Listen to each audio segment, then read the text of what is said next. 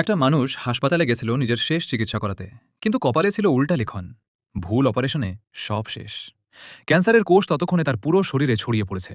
তবুও সে রাগ করল না, বরং নিজের স্ত্রীর দেওয়া তাবিজটা শক্ত করে ধরে হঠাৎ পাগলের মতো হাসতে শুরু করল। কারণ তার মনে হচ্ছিল এমন একটা মৃত্যু যেখানে তার কোনো সন্তান থাকবে না। হয়তো সেটাই তার মৃত স্ত্রীর আত্মাকে একটু শান্তি দিতে পারবে। কিন্তু এরপর যখন সে আবার চোখ খুলল, সে অবাক হয়ে দেখল সে নিজের পুরনো বাড়িতে ফিরে এসেছে। জানালার ধুলোর ওপর এখনও সেই পুরনো সুখের চিহ্ন আঁকা আছে। লোকটা দ্রুত চারদিকে তাকালো, আর তখনই সে দেখতে পেল লিংচিং শুয়ে। মেয়েটা মাটির তৈরি খাটের কোণে গুটিসুটি মেরে বসে আছে। তার বড় বড় চোখের ভেতর এক অদ্ভুত নীরবতা। সাদা সুন্দর শরীর জুড়ে অসংখ্য আঘাতের দাগ। এই সেই নারী যাকে নিয়ে সে পুরো জীবন অনুতাপে পড়েছে। তাকে আবার সামনে দেখে লোকটার চোখ ভিজে উঠল। সে দৌড়ে গিয়ে লিংচিং শুয়েকে জড়িয়ে ধরল। তার ভেতরে হাজারো অপরাধবোধ আর না বলা কথা জমেছিল। কিন্তু এই মুহূর্তে সবকিছু যেন গলায় আটকে গেল। শেষমেশ সে ছোট বাচ্চার মতো কাঁদতে শুরু করল। আগের জীবনে সে ইচ্ছা করে লিংচিং শুয়েকে পানির পুকুরে ফেলে দিয়েছিল। আর গ্রামের লোকজন যখন তাকে ভেজা কাপড়ে দেখেছিল, তখন সম্মান বাঁচানোর জন্য তাকে বিয়ে করতে বাধ্য হয়েছিল। কিন্তু বিয়ের পর লিংচিং শুয়ে কখনো শান্তিতে থাকতে পারেনি। প্রতিদিনের মারধর আর অত্যাচার সহ্য করতে করতে শেষ পর্যন্ত সে নিজের ছোট মেয়েকে নিয়ে পুকুরে ঝাঁপ দিয়ে আত্মহত্যা করেছিল। যখন তার বড় ভাই নদী থেকে মা মেয়ের লাশ তুলেছিল, তখনই প্রথম সে নিজের ভুল বুঝতে পারে। তারপর ভাগ্যের জোরে সে এত টাকা কামায় যা 10টা জীবনেও শেষ করা যেত না। কিন্তু যে নারী নিজের জীবন দিয়ে তাকে শিক্ষা দিয়েছিল, সে তখন আর বেঁচে ছিল না। হঠাৎই এক করুণ কান্নার শব্দে তার চিন্তা ভেঙে গেল। প্লিজ, পালিও না। কাঁপতে থাকা লিংচিং শুয়েকে দেখে তার হঠাৎ সব মনে পড়ে গেল। এই সময়টাতেই লিংচিং শুয়ে নিজের বাবার বাড়ি থেকে কিছু টাকা এনেছিল বাচ্চার জন্য চালের গুঁড়া কিনবে বলে।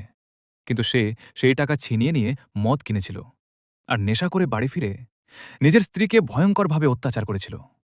এই কথা মনে হতেই সে নিজের গালে একের পর এক চড় মারতে লাগল। এত জোরে মারছিল যে কিছুক্ষণের মধ্যেই তার ঠোঁট ফেটে রক্ত বেরোতে শুরু করল।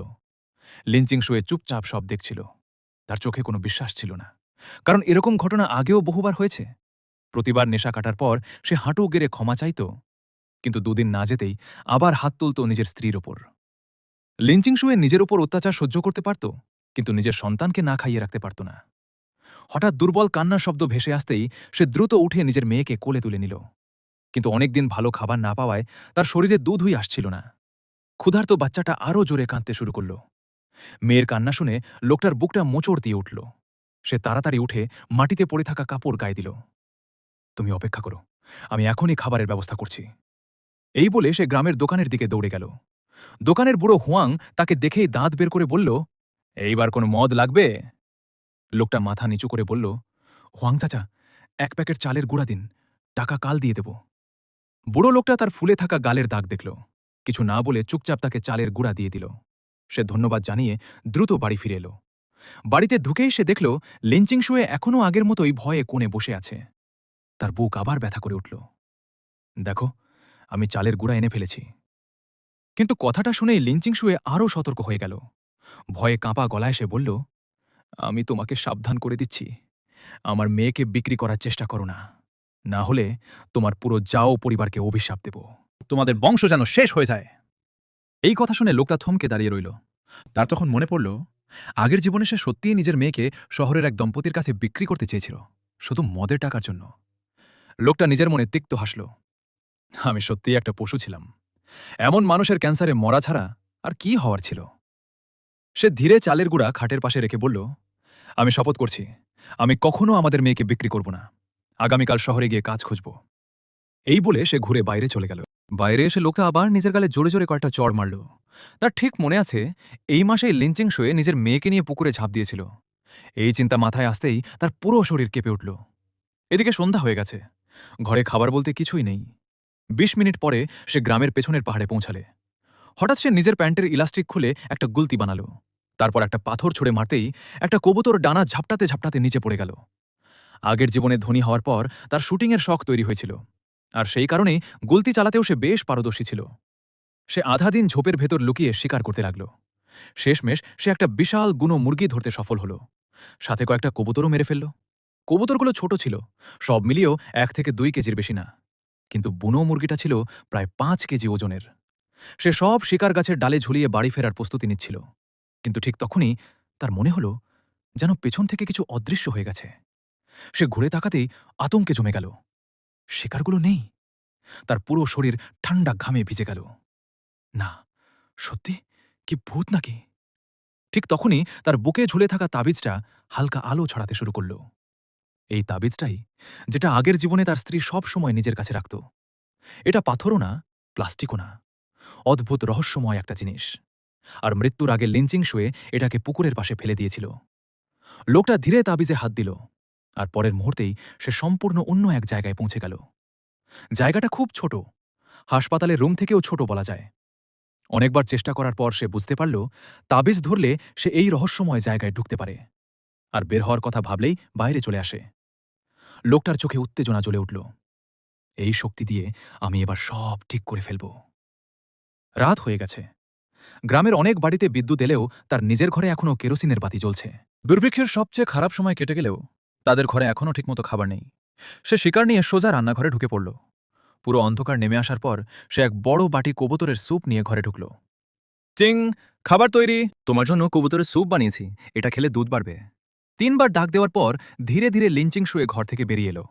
সে অবাক হয়ে দেখল টেবিলের ওপর ধোঁয়া ওঠা স্যুপ রাখা। কিন্তু সে কাছে এলো না, দূরেই দাঁড়িয়ে রইল। তার চোখে এখনও ভয় আর ঘৃণা। স্ত্রীর ছেঁড়া কাপড় আর শুকনো শরীর দেখে লোকটার বুকটা আবার মোচড় দিয়ে উঠল। এই কঠিন সময়েও লিঞ্চিং শুয়ের সৌন্দর্য আলাদা ছিল, কিন্তু সে নিজেই ছিল একটা জঘন্য মানুষ, যে এই নারীকে পেয়েও কখনো মূল্য দেয়নি। এখন সে বুঝতে পারছে, যদি সে পাশে বসে থাকে তাহলে লিঞ্চিং শুয়ে কখনো খাবারে হাত দেবে না। তাই সে শান্ত গলায় বলল, আমি রান্নাঘরে গিয়ে খাচ্ছি। এই বলে সে বাইরে চলে গেল। লিঞ্চিং শুয়ে কিছুক্ষণ স্থির দাঁড়িয়ে রইল। তার সামনে ধোঁয়া ওঠা কবুতরের স্যুপ। তার বুকের ভেতর অদ্ভুত অনুভূতি কাজ করছিল। এটা কি স্বপ্ন, নাকি মৃত্যুর আগে শেষ খাবার? কারণ আগে যখনই ভালো খাবার আসত, লোকটা নিজেই সব খেয়ে ফেলত। তার ভাগ্যে জুটত শুধু বাসন ধোয়ার পানি। তাই প্রচণ্ড ক্ষুধার্ত হওয়া সত্ত্বেও সে সহজে খেতে পারছিল না। কিন্তু কিছুক্ষণ পরে সে জানলা দিয়ে দেখল, লোকটা সত্যিই রান্নাঘরে বাইরে বসে স্যুপ খাচ্ছে। রান্নাঘরের দরজায় একটা বড় বুনো মুরগিও ঝুলছে। তখন লিঞ্চিং শুয়ের মনে হলো, হয়তো সে সত্যিই পাহাড়ে শিকার করতে গিয়েছিল। ধীরে ধীরে সে টেবিলের কাছে এগিয়ে এলো, তারপর বাটি তুলে খেতে শুরু করল। অনেকদিন পর তার চোখে যেন সামান্য জীবনের আলো ফেলল। খাওয়া শেষ হওয়ার পর আরও অবাক করা ঘটনা ঘটল। লোকটা নিজেই বাসন ধুতে শুরু করল। আগে যে মানুষটা অলস আর নিষ্ঠুর ছিল, সে আজ প্রথমবার ঘরের কাজ করছে। সব কাজ শেষ করার পর সে নিজের অতীতের কথা ভেবে আরও অপরাধবোধে ভুগতে লাগল। তাই আবার পানি গরম করে ঘরে নিয়ে এলো। চিং, এই গরম পানি দিয়ে শরীরটা মুছে নাও। এই বলে সে দ্রুত বাইরে বেরিয়ে গেল। দরজার সামনে বসে সে আকাশের তারাগুলোর দিকে তাকিয়ে রইল। তার মাথায় এখন একটাই চিন্তা, আগামীকাল থেকেই টাকা রোজগার করতে হবে। কারণ শীত চলে আসছে, আর এই পাহাড়ি এলাকায় শীতকালে তাপমাত্রা -20 ডিগ্রি পর্যন্ত নেমে যায়। যদি দ্রুত কাপড় আর খাবারের ব্যবস্থা না করা যায়, তাহলে তার স্ত্রী আর মেয়ে এই শীত পার করতে পারবে না। পানির শব্দ থেমে যাওয়ার পরে লোকটা ধীরে উঠে ঘরের ভেতরে ঢুকল।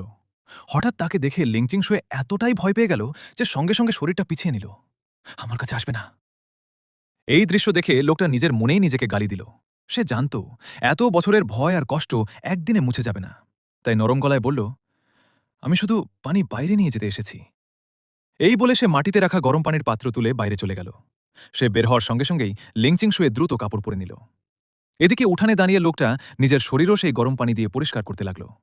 কারণ সারাদিন ঘাসের মধ্যে লুকিয়ে শিকার করায় তার শরীর পুরো ধুলো আর ঘামে ভরে গিয়েছিল। সব শেষ করে সে দরজা সামনে বসে পড়ল। তার মাথায় তখন আগের জীবনের নানা স্মৃতি ঘুরছিল। একসময় কিছু বাইরের লোক পাহাড়ে মূল্যবান জিনিস সংগ্রহ করতে আসত। পাহাড়ের রাস্তা চিনত না বলে তারা তাকে গাইড হিসেবে নিয়ে যেত। সেই সময় সে ভাবত, শহরের মানুষগুলো শুধু খাওয়া দাওয়া করে আর টাকা নষ্ট করে। কিন্তু পরে বুঝেছিল, তারা পাহাড় থেকে যে জিনিস সংগ্রহ করত সেগুলোর বাজারে বিশাল দাম। আর এখন সে নিজেও সেই জিনিস খুঁজে বিক্রি করতে পারবে। এই চিন্তা আসতেই তার চোখে নতুন আশার আলো জ্বলে উঠল। সে দ্রুত একটা মশাল বানাল, কিছু সাধারণ সরঞ্জাম গুছিয়ে নিল। তারপর ঘরের দিকে তাকিয়ে বলল, চিংচিং, দরজাটা ভালো করে বন্ধ করে রেখো, আমি বাইরে যাচ্ছি। এরপর সে পুরো রাত পাহাড়েই কাটাল। ভোর 4টার দিকে সে বাড়ি ফিরল। সত্যি বলতে আজ তার ভাগ্য বেশ ভালো ছিল। পাহাড় থেকে নামার সময় হঠাৎ করেই সে একটা সিভেট ক্যাটের বাসা খুঁজে পায়। ভেতরে কয়েকটা ছোট বাচ্চা ছিল, যাদের চোখও এখনও পুরোপুরি খোলেনি। সে দ্রুত সেগুলো সংগ্রহ করল। একটা রান্নাঘরে রেখে বাকি জিনিস 2টা ঝুড়িতে ভরে শহরের দিকে রওনা দিল। আজ বাজার বসার দিন ছিল, তাই শহরে মানুষের ভিড়ও ছিল প্রচুর। সে একটা ব্যস্ত জায়গা খুঁজে নিজের ঝুড়ি খুলে বসল। সেখানে সিভেট ক্যাটের মাংস আর চামড়া সাজিয়ে রাখতেই একজন বৃদ্ধ লোক অবাক হয়ে বলল, ওহ, এগুলো তো দারুণ জিনিস। সে আসলে ভেবেছিল আজ বিক্রি না হলে বাড়ি নিয়ে গিয়ে বড় ভাইদের খাওয়াবে। কিন্তু সে ভাবতেও পারেনি জিনিস বের করার সঙ্গে সঙ্গেই লোকজন কিনতে শুরু করবে। এই সময়ে সাধারণ মাংস কিনতে কুপন লাগত, কিন্তু বন্যপ্রাণীর মাংস কিনতে কোনো বাধা ছিল না। তাই অনেকে নিজের বাচ্চাদের ভালো খাবার খাওয়ানোর জন্য এগুলো কিনছিল। এক বুড়ো দম্পতি তো শুধু মাংসই না, সব চামড়াও কিনে নিল, কারণ তারা নাতির জন্য গ্লোভস বানাবে। এভাবেই 2 ঘন্টারও কম সময়ে সব সিভেট ক্যাট বিক্রি হয়ে গেল। এরপর সে আগের দিন পাহাড় থেকে সংগ্রহ করা মূল্যবান ঔষধি গাছ নিয়ে পুরনো ওষুধের দোকানে গেল। দোকানের মোটা চশমা পরা বুড়ো মালিক গাছগুলো দেখে চোখ বড় বড় করে ফেলল। সে খুব যত্ন করে জিনিসগুলো পরীক্ষা করল, তারপর একটা দাম বলল। কিন্তু দাম শুনে লোকটার ভ্রু কুঁচকে গেল। সে বুঝতে পারল বুড়োটা তাকে পাহাড়ি গেঁয়ো ভেবে ঠকানোর চেষ্টা করছে। তাই সে কোনো কথা না বলে নিজের জিনিস ফেরত নিতে গেল। এটা দেখে দোকানদার দ্রুত তাকে থামালো। তারপর দাড়ি চুলকে হেসে বলল, আরে ছোট ভাই, দাম না পছন্দ হলে আবার কথা বলা যাবে। শেষ পর্যন্ত দরদাম করে সে জিনিসগুলো বিক্রি করে দিল, কারণ এখন তার খুব দ্রুত টাকার দরকার। বাড়িতে তার স্ত্রী আর মেয়ে এখনো না খেয়ে আছে। টাকা হাতে পাওয়ার পর সে বাজার থেকে আটা আর মাংস কিনল। তারপর অনেক খোঁজাখুঁজির পরে কষ্টে কিছু দুধের পাউডারও পেল। বাড়ি ফেরার আগে হঠাৎ তার মনে পড়ল গতকাল লিংচিং শোয়ের কাপড়গুলো কতটা ছেঁড়া ছিল। তাই সে সরকারি ছোট কাপড়ের দোকানে ঢুকে স্ত্রী আর মেয়ের জন্য কিছু কাপড়ও কিনে নিল। কিন্তু এখানেই শেষ না। ফেরার পথে সে রাস্তা বদলে গ্রামের এক বৃদ্ধ শিকারীর বাড়িতে গেল। বৃদ্ধ লোকটা আগে খুব বিখ্যাত শিকারী ছিল। অনেক খাবার দেওয়ার পর অবশেষে সে বৃদ্ধের কাছ থেকে একটা পুরনো কিন্তু দারুণ বন্দুক পেল। এই সময়ে বাজারের মাংস খাওয়া খুব কঠিন ছিল, তাই সে ঠিক করল এখন থেকে নিজের শিকার নিজেকেই করতে হবে। সব জিনিস নিয়ে যখন সে বাড়ির কাছে পৌঁছালে, তখন সে দেখল লিংচিং শুয়ে পিঠে বাচ্চা বেঁধে মাঠে কাজ করছে। আর তার বড় ভাই দূর থেকে তাকে দেখেই রেগে উঠল, তুই আবার কোথায় মরেছিলি? নিজের বউকে একা মাঠে কাজ করতে দিয়েছিস? বড় ভাইয়ের কথা শুনে লোকটার বুকটা হঠাৎ ভারী হয়ে গেল। আগের জীবনে এই ভাইটাই সবসময় তাদের সবচেয়ে বেশি সাহায্য করেছিল। সে নিচু গলায় বলল, ভাই, আমি শহরে কাজ করতে গিয়েছিলাম, আর কিছু মাংস আর আটা এনেছি। আজ রাতে তোমরা সবাই আমাদের বাড়িতে খেতে এসো। কথাটা শুনে বড় ভাই সন্দেহ ভরা চোখে তার দিকে তাকালো, কারণ এতদিন ধরে সে শুধু মদ খেয়ে ঝামেলাই করেছে। তবুও বড় ভাই শেষ পর্যন্ত কিছু বলল না, শুধু দীর্ঘশ্বাস ফেলে বলল, ওয়াং, নিজের বউটার একটু খেয়াল রাখো। লোকটা চুপচাপ মাথা নাড়ল, তারপর ধীরে ধীরে নিজের বাড়ির দিকে হাঁটতে লাগল। বাড়িতে ফিরে এসে প্রথমেই একটা বিষয় বুঝতে পারল, যদি সে সত্যিই লিংচিং শুয়ের মন জিততে চায়, তাহলে আগে তাকে নিজের মেয়ের জন্য ভালো বাবা হতে হবে। এই চিন্তা মাথায় নিয়েই সে সরাসরি রান্নাঘরে ঢুকে পড়ল। সন্ধ্যা নামার সঙ্গে সঙ্গে লিংচিং শুয়ে মাঠের কাজ শেষ করে বাড়ি ফিরল। তার হাতে ছিল কিছু ভুট্টার আটার রুটি, কিন্তু উঠানে ঢুকতেই সে রান্নাঘর থেকে মাংসের গন্ধ পেল। এই গন্ধে সে অবাক হয়ে দ্রুত রান্নাঘরের সামনে এসে দাঁড়াল। তারপর যা দেখল তা যেন বিশ্বাসই করতে পারছিল না। লোকটা সত্যিই চুলার সামনে দাঁড়িয়ে রান্না করছে। সারাদিন কাজ করার কারণে লিংচিং শুয়ের শরীর একেবারে দুর্বল হয়ে গিয়েছিল। সে চুপচাপ রুটিগুলো রেখে ভেতরের ঘরে চলে গেল। পিঠে বাঁধা ঘুমন্ত বাচ্চাটাকে বিছানায় শুইয়ে দিতেই তার চোখ হঠাৎ টেবিলের ওপর রাখা একটা টিনের দিকে গেল। দুধের পাউডার। ওটা দেখেই তার মাথায় রাগ চড়ে গেল। সে দৌড়ে রান্নাঘরে এসে সজোরে লোকটার গালে একটা চড় মারল। তুমি আবার কি আমার মায়ের কাছে টাকা চাইতে গিয়েছিলে? তুমি এত নিচে নামতে পারো কিভাবে? এই কথাটা শুনে লোকটা হঠাৎ থমকে গেল। তার তখন মনে পড়ল আগের জীবনে সে সত্যিই ছুরি দেখিয়ে নিজের শাশুড়ির কাছ থেকে টাকা আদায় করেছিল। সে দ্রুত মাথা নেড়ে বলল, না, এই টাকা আমি কারো কাছ থেকে নিইনি। আজ আমি নিজে উপার্জন করেছি। কথা বলতে বলতেই সে নিজের কাপড়ের ভেতর হাত ঢুকাল। এটা দেখে লিংচিং শুয়ে আরও ভয় পেয়ে গেল। সে ভেবেছিল লোকটা আবার আগের মতো মারধর শুরু করবে, তাই রাগে আর ভয়ে সে আবার একটা চড় মেরে দিল। পরপর 2টা চড় খাওয়ার পরও লোকটা রাগ করল না, বরং তার চোখ ভিজে উঠল, কারণ সে জানত এই সব কিছুর জন্য দায়ী সে নিজেই। তখন সে তাড়াতাড়ি নিজের জামার ভেতর থেকে 5টা বড় নোট বের করল। চিং, এই টাকা আজ আমি উপার্জন করেছি, তুমি রেখে দাও। লিংচিং শুয়ে টাকার দিকে তাকিয়ে হতবাক হয়ে গেল। 2 বছরের বিবাহিত জীবনে আজ প্রথমবার এই মানুষটা নিজে থেকে তার হাতে টাকা দিচ্ছে। কিন্তু তার মাথায় এখনও সন্দেহ, একদিনে এত টাকা সে কিভাবে পেল? তাহলে কি সে বাইরে কোনো খারাপ কাজ করেছে? এই চিন্তায় তার মাথা ঘুরে উঠল। সে প্রায় পড়ে যাচ্ছিল। লোকটা তাড়াতাড়ি তাকে ধরতে এগিয়ে গেল, কিন্তু লিংচিং শুয়ে সঙ্গে সঙ্গে তার হাত ঝেড়ে ফেলল। তার চোখে এখনও বিশ্বাস নেই। এটা দেখে লোকটা প্রায় হাঁটু গেড়ে বসে পড়ল। সে তাড়াতাড়ি বলল, গত রাতে আমি পাহাড়ে গিয়েছিলাম, সেখানে ভাগ্যক্রমে কিছু মূল্যবান জিনিস পেয়েছি, আর কিছু শিকারও করেছি। সব বিক্রি করে 6টা বড় নোট পেয়েছি। একটা নোট বাজার করতে খরচ হয়েছে, বাকি এগুলো। লিংচিং শুয়ে চুপচাপ তার কথা শুনছিল। মূল্যবান পাহাড়ি ঔষধের নাম শুনে তার চোখে সামান্য বিশ্বাসের ঝিলিক ফুটল, কারণ সে জানত সেই জিনিস সত্যিই অনেক দামি। কিন্তু আবার তার মনে প্রশ্ন জাগল, এই মানুষটা হঠাৎ এসব চিনল কিভাবে? তখন লোকটা নিজের ডান হাত তুলে শপথ করল, আমি সত্যিই কোনো খারাপ কাজ করিনি। যদি মিথ্যা বলি তাহলে আমার বংশ শেষ হয়ে যাক। এই কথা শোনার পর লিংচিং শুয়ের চোখের রাগ কিছুটা কমল। সে পুরোপুরি বিশ্বাস না করলেও আগের মতো ভয় পাচ্ছিল না। লোকটা অবশেষে একটু স্বস্তির নিঃশ্বাস ফেলল। তারপর শান্ত গলায় বলল, চিংশুয়ে, টাকাগুলো লুকিয়ে রাখো। আমি বড় ভাইয়ের বাড়িতে একটু মাংস দিয়ে আসি। এই বলে সে একটা বাটিতে ভাজা বুনো মাংস আর মাছ টোফুর স্যুপ ভরে বাইরে বেরিয়ে গেল। রাস্তার মধ্যে সে বুড়ো হোয়াংয়ের দোকানে থামল। আগের চালের গুঁড়ার টাকা আর পুরনো মদের বকেয়াও শোধ করে দিল। এদিকে ঘরে বসে লিংচিং শুয়ে টাকার নোটগুলোর দিকে ফ্যাল ফ্যাল করে তাকিয়েছিল। তার জীবনে এটা যেন অবিশ্বাস্য একটা ঘটনা। অনেকক্ষণ দ্বিধায় থাকার পর সে টাকাগুলো 5 ভাগ করে আলাদা আলাদা জায়গায় লুকিয়ে রাখল। ঠিক তখনই সে বাইরে পায়ের শব্দ শুনতে পেল। সে ঘর থেকে বেরিয়ে এসে টেবিলের দিকে তাকাতেই আবার অবাক হয়ে গেল। টেবিল ভর্তি গরম খাবার। সে ধীরে রান্নাঘরে ঢুকল। তারপর চোখ বড় বড় হয়ে গেল। আটার পাত্র অর্ধেকের বেশি ভর্তি, তেলের পাত্রও ভরা, এমনকি ছাদের সঙ্গে 10 কেজির বেশি মাংস ঝুলছে। লিংচিং শুয়ে হতবাক হয়ে ভাবল, সে সত্যিই কি বদলে গেছে? কিন্তু পরের মুহূর্তেই সে নিজের মাথা নাড়ল, কারণ তার বিশ্বাস হচ্ছিল না। কুকুর কি কখনো নিজের স্বভাব বদলায়? রাতে খেতে বসার পর লোকটা চুপচাপ একটা বড় মুরগির রান তার স্ত্রীর বাটিতে তুলে দিল। তারপর বলল, আগামীকাল ভোরেই আবার পাহাড়ে যাব। শীত আসার আগেই যত মূল্যবান জিনিস পাওয়া যায় সব খুঁজে বের করতে হবে। এখন দ্রুত টাকা রোজগার করাই সবচেয়ে জরুরি। আজকের এই মানুষটাকে তার একদম অচেনা লাগছিল। সে বুঝতেই পারছিল না এই মানুষটা সত্যিই বদলাচ্ছে নাকি সবকিছু আবার আগের মতো হয়ে যাবে। রাতের মধ্যে তাদের মেয়ে 2 বার কান্না করে উঠেছিল, কিন্তু লোকটা এত গভীর ঘুমেছিল যে কিছুই টের পায়নি। ভোরবেলা আবার বাচ্চার কান্নার শব্দে তার ঘুম ভাঙল।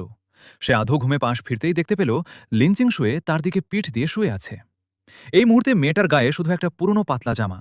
এমন দৃশ্য দেখে লোকটার বুকের ভেতর অদ্ভুত অনুভূতি জেগে উঠল, কারণ আগের জীবনে লিংচিং শুয়ে মারা যাওয়ার পরে সে আর কখনো অন্য কোনো নারীকে স্পর্শ করেনি। তাই অজান্তেই সে হাত বাড়িয়ে স্ত্রীকে নিজের বুকে টেনে নিল। তার কাছে সবকিছু স্বপ্নের মতো লাগছিল, যেন এত সুখ বাস্তব হতে পারে না। কিন্তু ঠিক যখন সে ঝুঁকে স্ত্রীকে চুমু দিতে যাচ্ছিল, তখনই লিংচিং শুয়ের শরীর হঠাৎ শক্ত হয়ে গেল। সে স্পষ্ট বুঝিয়ে দিল সে এখনও তাকে ভয় পায়।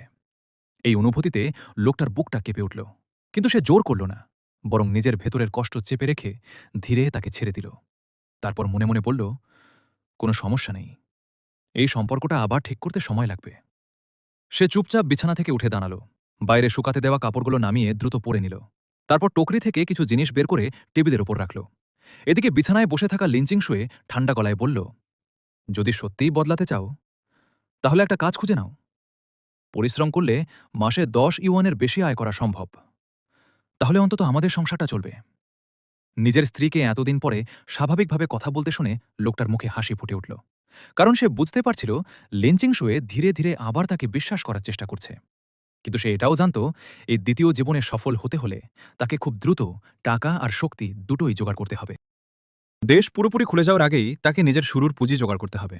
আগের জীবনে স্ত্রী আর মেয়ে মারা যাওয়ার পরে সে একেবারে পথের কুকুরের মতো ঘুরে বেড়াত। পরে একজন মানুষের সাহায্যে সে সরকারি দোকানে একটা চাকরি পায়।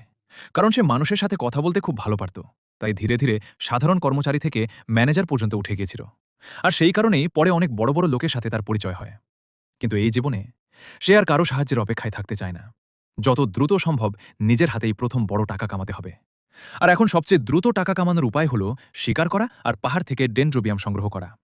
সবচেয়ে বড় বিষয় হল এখন তার কাছে আগের জীবনের স্মৃতি আছে। সে খুব ভালো করেই জানে কোথায় ডেনড্রোবিয়াম জন্মায়। এত বড় সুযোগ সামনে থাকলে সে কিভাবে ছেড়ে দেয়? কিন্তু সমস্যা অন্য জায়গায়। সে বুঝতে পারছে না কিভাবে নিজের স্ত্রীকে বোঝাবে কেন সে বারবার পাহাড়ে যেতে চাইছে। এদিকে অনেকক্ষণ চুপ করে থাকতে দেখে লিংচিং শুয়ে বুঝে গেল লোকটা আবার নিজের জেদ ধরে বসে আছে। তাই সে আর কিছু না বলে কম্বল টেনে শুয়ে পড়ল। তারপর শান্ত গলায় বলল, চুলার ওপর পাত্রে এখনো কিছু কর্নব্রেড আছে, খেয়ে নিও। স্ত্রীর মুখে এই কথা শুনে লোকটার চোখ বড় হয়ে গেল। সে নিজের খুশি আর লুকাতে পারল না। তারপর ধীরে বিছানার কাছে গিয়ে লিংচিং শুয়ের গালে হালকা একটা চুমু খেল। বউ, গতকাল আমি বড় ভাইয়ের সাথে কথা বলেছি। আজ তোমাকে ওদের কাজে সাহায্য করতে যেতে হবে না। আর রান্নাঘরে যে শুকরের মাংস আছে, সময় পেলে অর্ধেকটা তোমার মায়ের বাড়িতে দিয়ে এসো। লিংচিং শুয়ে যখন দেখল সে কাছে আসছে, তখন তার মনে হলো লোকটা আবার রেগে গেছে। সে ভেবেছিল এবার হয়তো আবার মারবে। কিন্তু পরের মুহূর্তেই সে হতভম্ব হয়ে গেল, কারণ লোকটা হঠাৎ তার গালে চুমু খেয়ে বসেছে। এত হঠাৎ সবকিছু ঘটল যে সে ঠিকভাবে কথাগুলোও শুনতে পারল না। এরপর লোকটা বের হওয়ার আগে নিজের ছোট মেয়ের গালেও একটা চুমু খেল। আর যখন লিঞ্চিং শুয়ে পুরোপুরি হুঁশে ফিরল, ততক্ষণে সে ঘর থেকে বেরিয়ে গেছে। অন্ধকার ঘরের ভেতর এখন শুধু সে আর ঘুমন্ত মেয়েটা পড়ে আছে। ভোর হলেও লিঞ্চিং শুয়ের আর ঘুম এলো না। সে বারবার এপাশ ওপাশ করতে লাগল। শেষ পর্যন্ত সূর্য অনেক উপরে ওঠার পরেও সে বিছানায় শুয়েই ছিল। ঠিক তখনই বাইরে থেকে দরজায় নক করা শব্দ এলো। চতুর্থ ভাবি, এত সকালে উঠোনে নাকি? দরজা খুলতেই দ্বিতীয় ভাবি লু গুইহো ভেতরে ঢুকল। তার চোখ সাথে সাথেই রান্নাঘরের দিকে চলে গেল। মুখে কুটিল হাসি এনে সে বলল, হেই চতুর্থ ভাবি, শুনলাম গতকাল তোমাদের বাড়িতে নাকি মাংস রান্না হয়েছে। কি ব্যাপার, তোমার স্বামী আবার জুয়ায় বড় কিছু জিতেছে নাকি নাকি লিউ গুইহো কোনো উত্তরের অপেক্ষাই করল না। তার পা যেন নিজে থেকেই রান্নাঘরের দরজার দিকে চলে গেল। সে সরাসরি রান্নাঘরের ভেতরে ঢুকে পড়ল, আর ভেতরের দৃশ্য দেখেই তার চোখ বড় হয়ে গেল। আরে, চতুর্থ ভাই কি চুরি ডাকাতি করেছে নাকি? এত মাংস কিনতে তো অনেক টাকা লাগে। আসলে তাদের পরিবার প্রায় ৬ মাস ধরে মাংসের মুখই দেখেনি। এমনকি বাচ্চারাও কয়েকদিন ধরে মাংস খাওয়ার জন্য কান্নাকাটি করছিল, কিন্তু তারপরও তারা কিনতে পারেনি। অনেক কষ্টে রান্নাঘরের দিক থেকে চোখ সরাতেই লিউ গুইহো দেয়ালে ঝুলতে থাকা অর্ধেক বুনো মুরগিটা দেখতে পেল। এবার সে সত্যিই নিজের লোভ সামলাতে পারল না। সে নিচু গলায় বলল, চতুর্থ ভাবি, তোমার স্বামীর উপর একটু নজর রাখো। এভাবে জুয়া খেলতে খেলতে একদিন কিন্তু শ্রম শিবিরে পাঠিয়ে দেবে। এই কথা শুনে লিংচিং শুয়ের মুখ সাথে সাথে অন্ধকার হয়ে গেল। সে ঠান্ডা গলায় বলল, দ্বিতীয় ভাবি, এসব কথা ঠিক না। সে যদি সত্যিই কোনো অপরাধ করে, তাহলে পুলিশ আছে। আপনার চিন্তা করার দরকার নেই। লিও গুইহো আরও কিছু বলতে যাচ্ছিল, কিন্তু হঠাৎ যেন তার মাথায় অন্য কিছু এলো। সে সাথে সাথে নিজের কথা গিলে ফেলল। তারপর মুখে জোর করে হাসি এনে বলল, আরে, রাগ করছো কেন? আমি তো শুধু তোমাদের ভালোর কথাই ভাবছি। তোমার চতুর্থ ভাই আর আমার স্বামী তো আপন ভাই। এরপর সে দীর্ঘশ্বাস ফেলে বলল, আমার ছেলে সাবা কয়েকদিন ধরে মাংস খাওয়ার জন্য কান্না করছে। একটু মাংস খেতে চায়। তুমি এমন করো, ৫ পাউন্ড শূকরের মাংস আমাকে ধার দাও। পরে আমার স্বামী তোমাদের ফিরিয়ে দেবে। ২ বছরের বেশি সময় একসাথে থাকার পর লিংচিং শুয়ে খুব ভালো করেই জানত দ্বিতীয় ভাবি কেমন মানুষ। তার হাতে কিছু গেলে সেটা আর কখনও ফেরত আসে না। আর মুখ খুলেই সে ৫ পাউন্ড মাংস চাইছে।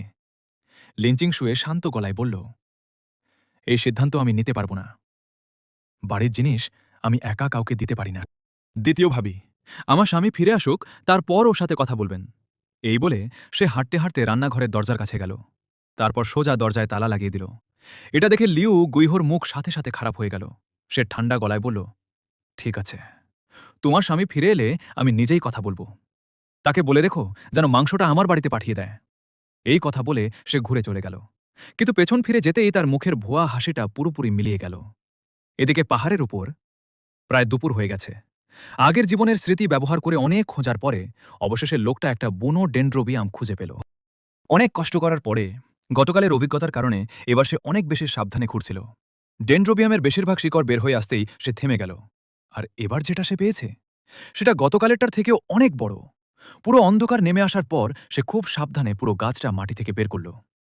ঠিক যখন সে পাহাড় থেকে নামার জন্য প্রস্তুত হচ্ছিল, তখন হঠাৎ সামনে একটা শিকা হরিণ দেখতে পেল। মনে হচ্ছিল হরিণটা ডেন্ড্রোবিয়াম খেতে এসেছে।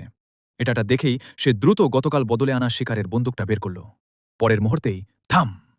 বন্দুকের শব্দ পুরো জঙ্গলে ছড়িয়ে পড়ল। চারপাশের পাখিগুলো ভয়ে একসাথে উড়ে গেল। এদিকে বাড়িতে লিংচিং শুয়ে রাতের খাবার তৈরি করে ফেলেছে। সে বাচ্চার জন্য দুধের পাউডার মিশিয়ে খাওয়াচ্ছিল। কিন্তু এতক্ষণ হয়ে যাওয়ার পরও লোকটা বাড়ি ফিরছে না। ধীরে ধীরে তার কপালে চিন্তার ভাঁজ পড়ল। সে মনে মনে ভাবল, ডেন্ড্রোবিয়াম খুঁজে পাওয়া সত্যিই সহজ না। এর চেয়ে কোনো আসল কাজ শিখলেই তো ভালো হতো। লিংচিং শুয়ে যখন এসব ভাবছিল, ঠিক তখনই লোকটা চুপচাপ উঠোনে ঢুকল। সে আস্তে করে ঝুড়ি নামিয়ে জিনিসপত্র বের করতে লাগল। ভেতর থেকে শব্দ শুনে লিংচিং শুয়ে বাচ্চাকে কোলে নিয়ে বাইরে এলো। সে শান্ত গলায় বলল, হাত ধুয়ে এসে খেয়ে নাও। এই কথা বলেই সে আবার বাচ্চাকে নিয়ে ভেতরে চলে গেল। লোকটা খেয়াল করল তার স্ত্রী ঝুড়ির ভেতরে একবার তাকিয়েছিল, কিন্তু কিছু বলেনি। ঘরে ঢুকতেই সে দেখল টেবিলের ওপর গরম খাবার সাজানো। এই দৃশ্য দেখে তার চোখ হালকা লাল হয়ে উঠল। যদি সময়টা সত্যিই পেছনে নেওয়া যেত, তাহলে আগের জীবনে নিজেকেই সে মেরে ফেলত। এত সুন্দর আর ভালো একজন স্ত্রীকে সে কোনোদিন মূল্য দেয়নি। সে ধীরে টেবিলের সামনে গিয়ে বসে পড়ল। তারপর চুপচাপ খেতে শুরু করল। খেতে খেতে সে বলল, বউ, আজ রাতে আমি গ্রামের প্রধানের বাড়ি যাব। দেখি কয়েকদিনের মধ্যে বাড়ির বিদ্যুতের লাইন ঠিক করা যায় কিনা। এই কথা শুনে লিংচিং শুয়ে বাচ্চাকে শান্ত করতে করতে হঠাৎ থেমে গেল। সে একটু দ্বিধা করে বলল, কিন্তু এরপর তো প্রতি মাসে বিদ্যুতের বিল দিতে হবে। কথাটা বলার পর সে চুপচাপ লোকটার দিকে তাকালো। তার ভয় হচ্ছিল, হয়তো সে আবার রেগে যাবে, হয়তো আগের মতো টেবিল উল্টে ফেলবে। কিন্তু লোকটার সাথে সাথেই তার চোখের ভেতরে সেই দুশ্চিন্তা বুঝে গেল। তাই সে ধীরে চপস্টিক নামিয়ে রাখল। তারপর ঝুড়িটা দরজার কাছে নিয়ে গিয়ে স্ত্রীকে ডাকল, এদিকে এসে দেখো, আজ পাহাড় থেকে এটা খুঁড়ে এনেছি। কয়েকদিন পরে শহরের ওষুধের দোকানে নিয়ে গেলে ভালো দাম পাওয়া যাবে। কিন্তু লিংচিং শুয়ে কোনো কথা বলল না। সে শুধু ঝুড়ির ভেতরে ডেন্ড্রোবিয়ামের দিকে তাকিয়ে রইল। তারপর ধীরে মাথা তুলে অবিশ্বাসের চোখে জিজ্ঞেস করল, তুমি সত্যিই এটা পাহাড় থেকে খুঁড়ে এনেছ? স্ত্রীর এমন প্রতিক্রিয়া দেখে লোকটা দ্রুত ব্যাখ্যা করল, আমি কসম করে বলছি, এটা আমি চুরি বা ডাকাতি করে আনিনি। সারাদিন পাহাড়ে ঘোরার পর সত্যিই এটা পেয়েছি। লোকটার মুখ এতটা সিরিয়াস দেখে লিঞ্চিং শুয়ে শেষ পর্যন্ত অর্ধেক বিশ্বাস নিয়ে মাথা নাড়ল। তারপর হঠাৎ কিছু মনে পড়তেই সে ধীরে বলল, আজ দ্বিতীয় ভাবি এসেছিল। সে 5 পাউন্ড শুকরের মাংস ধার চাইছে। এই কথা শুনেই লোকটার মুখ একটু অন্ধকার হয়ে গেল। সে বুঝে গেল তার অনুপস্থিতিতে দ্বিতীয় ভাবি নিশ্চয়ই আবার লিঞ্চিং শুয়েকে বিরক্ত করেছে। তাই সে শান্ত গলায় বলল, সত্যি? আজ থেকে এই বাড়ির সব সিদ্ধান্ত তুমি নেবে। টাকা পয়সা আর জিনিসপত্র সব তোমার হাতে থাকবে। তুমি যদি ধার দিতে না চাও তাহলে আমরা দেব না। এই কথা শুনে লিঞ্চিং শুয়ে পুরো হতভম্ব হয়ে গেল। সে কিছুক্ষণ চুপ করে রইল, তারপর নিচু গলায় বলল, আমি ধার দিতে চাই না। দ্বিতীয়ভাবে সবসময় ধার নেওয়ার কথা বলে, কিন্তু কোনোদিন কিছু ফেরত দেয় না। আগেও অনেকবার আমাদের কাছ থেকে জিনিস নিয়েছে, আর না। এই কথা শুনে লোকটার মুখে স্বস্তির হাসি ফুটে উঠল। সে আলতো করে স্ত্রীর নাকে টোকা দিয়ে বলল, ঠিক আছে, তুমি যদি দিতে না চাও তাহলে আমরা দেব না। ওদের জন্য আমাদের কষ্ট সহ্য করার দরকার নেই। লোকটার মুখে এমন কোমল হাসি দেখে লিঞ্চিং শুয়ে একেবারে অবাক হয়ে গেল। সে তাড়াতাড়ি বাচ্চাকে কোলে তুলে ভেতরের ঘরে চলে গেল। এদিকে খাওয়া শেষ করে লোকটা সব বাসন ধুয়ে ফেলল। তারপর আধা পাউন্ড শুকরের মাংস কেটে রাতের অন্ধকারে চুপচাপ বাইরে বেরিয়ে গেল। গ্রামের প্রধান ওয়াং শুয়ানঝু যখন দেখল এত রাতে সে এসেছে, তখন তার কালচে বুড়ো মুখে স্পষ্ট বিস্ময় ফুটে উঠল। কিন্তু মাংসটা দেখার পরই তার কুঁচকানো মুখে বড় হাসি ফুটে উঠল। সে মাংস হাতে নিয়ে বলল, যাও গো, এত রাতে কি জন্য এসেছে? লোকটা শান্ত গলায় বলল, বাড়িতে বিদ্যুতের লাইন লাগাতে চাই। আপনি সময় পেলে একটু শহরে জানতে করবেন? গ্রামপ্রধান সাথে সাথে মাথা নাড়ল, অবশ্যই, কালই লোক পাঠিয়ে ব্যবস্থা করে দেব। এটা শুনে লোকটা ধীরে মাথা নেড়ে ধন্যবাদ দিল। তারপর সেখান থেকে বাড়ির দিকে ফিরে গেল। কিন্তু বাড়ি ফিরে রান্নাঘরের ভেতর ঢুকতেই তার পুরো শরীর হঠাৎ জমে গেল। অন্ধকার রান্নাঘরে লিঞ্চিং শুয়ে একা বসে আছে আর চুপচাপ মাংসের হাড় চিবোচ্ছে। সে আসলে লোকটার ফেলে দেওয়া হাড়গুলো খাচ্ছিল। এই দৃশ্য দেখে লোকটার বুকের ভেতর প্রচণ্ড ব্যথা উঠল। মনে হলো তার শরীরে সব রক্ত যেন জমে গেছে। অনেক কষ্টে সে কর্কশ গলায় বলল, তুমি কি করছো? নিজের স্বামীর ককণ্ঠ শুনেই লিঞ্চিং শুয়ে ভয়ে কেঁপে উঠল। তার মুখের হাড়টা মাটিতে পড়ে গেল। সে আতঙ্কে কাঁপতে কাঁপতে লোকটার দিকে তাকালো। তার চোখ পুরো ভয়ে ভরা। আমাকে মারবেন না? এগুলো তো আপনি খেয়ে ফেলা হাড়। আমি শুধু বিশুধু ভেবেছিলাম ফেলে দিলে নষ্ট হবে। এই কথা শুনে লোকটার মন পুরো ভেঙে গেল। জীবনে কোনোদিন সে নিজেকে এতটা ব্যর্থ মনে করেনি। পরের মুহূর্তেই সে সোজা লিঞ্চিং শুয়ের সামনে হাঁটু গেড়ে বসে পড়ল। এটা দেখে লিঞ্চিং শুয়ে ভয়ে চিৎকার করে উঠল, আপনি কি করছেন? লিঞ্চিং শুয়ে নিচের দিকে তাকিয়ে রইল। তার সামনে হাঁটু গেড়ে থাকা লোকটার দিকে তাকিয়ে থাকতে থাকতে হঠাৎ সে নিজের বুকে উষ্ণ ভেজা কিছু অনুভব করল। লোকটা সত্যিই কাঁদছিল। এতদিন ধরে শক্ত হয়ে থাকা লিঞ্চিং শুয়ের মন এই মুহূর্তে যেন একটু নরম হয়ে গেল। আর নিজের স্ত্রীকে শুধু ফেলে দেওয়া হাড় খাওয়ার জন্য এত ভয় পেতে দেখে লোকটার মনে হচ্ছিল কেউ যেন তার বুকের ভেতর ছুরি ঢুকিয়ে দিয়েছে। সে ধীরে মাটি থেকে উঠে দাঁড়ালো। তারপর 2 হাত দিয়ে স্ত্রীর ফর্সা গাল আলতো করে ধরে ফেলল। লিঞ্চিং শুয়ে ভয়ে কাঁপছিল, কিন্তু এবার লোকটার চোখে আগের মতো রাগ ছিল না, ছিল শুধু গভীর কষ্ট আর অনুশোচনা। সে ধীরে মাথা নিচু করে স্ত্রীর চোখের কোণ থেকে গড়িয়ে পড়া অশ্রু চুমো দিয়ে মুছে দিল। তারপর নিচু গলায় বলল, বউ, তুমি ভেতরের ঘরে গিয়ে বসো। খাবার তৈরি হলে আমি নিয়ে আসছি। তুমি আমার জীবনের সবচেয়ে বড় উপকারকারী। লিংচিং শুয়ে কিছুই বুঝতে পারল না। সে জানত না লোকটা কেন এমন কথা বলছে, কিন্তু নিজের স্বামীর এত কোমল ব্যবহার দেখে তার পুরো মুখ লজ্জায় লাল হয়ে গেল। সে যেন ভূত দেখেছে এমন তাড়াহুড়ো করে রান্নাঘর থেকে বেরিয়ে গেল। এদিকে লোকটা রান্নাঘরে আরও কিছুক্ষণ ব্যস্ত রইল। কিছুক্ষণ পর কড়াই থেকে সুগন্ধ ছড়াতে লাগল। সে দ্রুত ভাজা শুকরের মাংসের একটা প্লেট তৈরি করল। তার মনে পড়ল শুকনো শক্ত কর্নব্রেড গলায় নামানোও কষ্টকর। তবুও তার স্ত্রী এতদিন সেটা যত্ন করে খেয়েছে, এমনকি একটা টুকরোও নষ্ট করেনি। এই কথা ভাবতেই তার বুক আবার ভারী হয়ে উঠল। খাবার নিয়ে যখন সে ভেতরের ঘরে ঢুকল, ঠিক তখনই তার চোখ একটা দৃশ্যে আটকে গেল। তার সামনে লিংচিংশুয়ের তুষারের মতো সাদা পিঠ দেখা যাচ্ছিল। এক মুহূর্তে লোকটার শরীরের ভেতর উত্তাপ ছড়িয়ে পড়ল।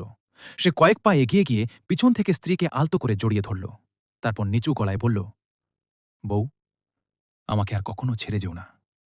এই মুহূর্তে লিংচিংশুয়ের শরীর হালকা কেঁপে উঠল। তার জীবনে এই প্রথম সে অনুভব করল স্বামীর স্পর্শ এতটা কোমলও হতে পারে, এতটা শান্ত, এতটা নিরাপদ। বিয়ের রাতের পর এই প্রথম তারা দুজন এত কাছাকাছি হয়ে একসাথে ঘুমিয়েছিল। গত রাতের কথা মনে পড়তেই লিংচিংশুয়ের গাল মুহূর্তেই লাল হয়ে উঠল। সে ধীরে মাথা ঘুরিয়ে পাশের ছোট বিছানার দিকে তাকাল। কিন্তু পরের মুহূর্তেই তার মুখ ভয়ে ফ্যাকাশে হয়ে গেল, কারণ গতরাতে সে একবারও নিজের মেয়ের কান্না শুনতে পায়নি। হঠাৎ তার বুক ধক করে উঠল।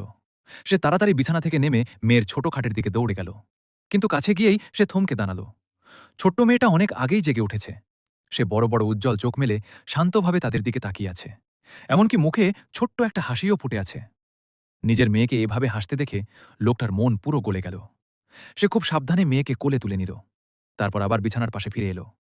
মেয়েটা পুরো ঠিকঠাক আছে দেখে লিংচিংশুয়ের বুকের ভেতরের বিশাল চাপটা অবশেষে কমে গেল। এতক্ষণ ধরে টানটান হয়ে থাকা তার শরীর ধীরে ধীরে শান্ত হল। হঠাৎ তার চোখ লাল হয়ে উঠল। সে প্রায় কেঁদে ফেলছিল, কারণ সে নিজের ওপরই রাগ করছিল।